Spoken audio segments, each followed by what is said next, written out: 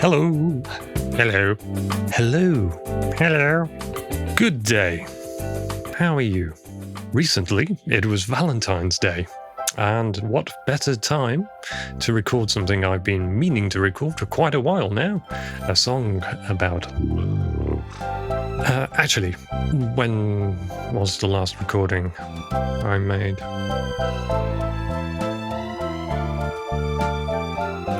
Oops. Oh well, this song, rather than being about all the doughy-eyed lovey-doveyness of love, is actually a little bit more true to heart and more of a cautionary tale on the matter of the emotions of love.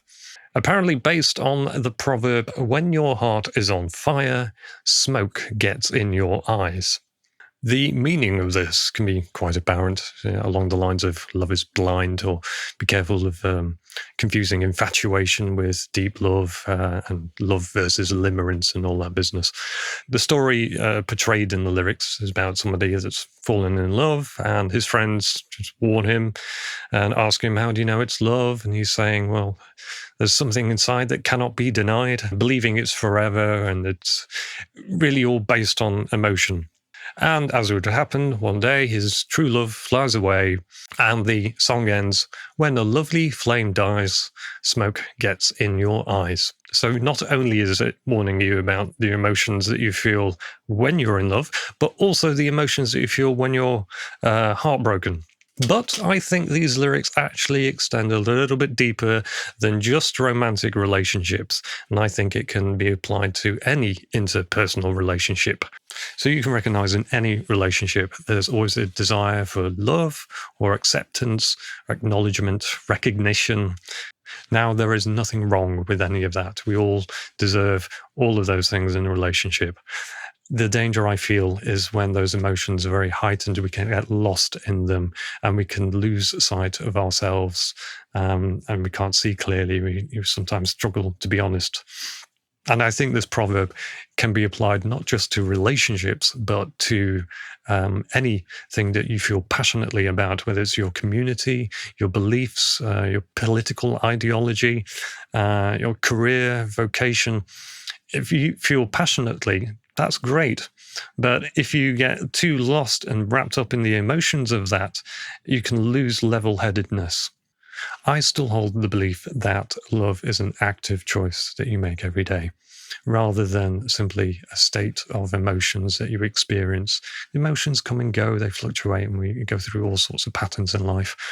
But the choice is something that you can consciously make all the time. The word love is very powerful. And I think the idea of love can be best understood in terms of netty-netty, rather than saying what love is. If you're with somebody, then I celebrate that for you.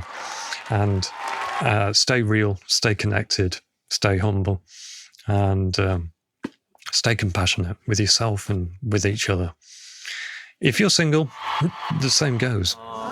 And if you're heartbroken and lonely and lost, my heart really does go out to you.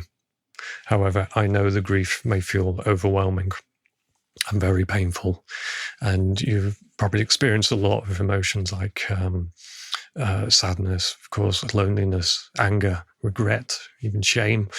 And this, I don't think, is grief. This is just part of a painful process. I think grief continues because it's love that you can't express in the same way anymore.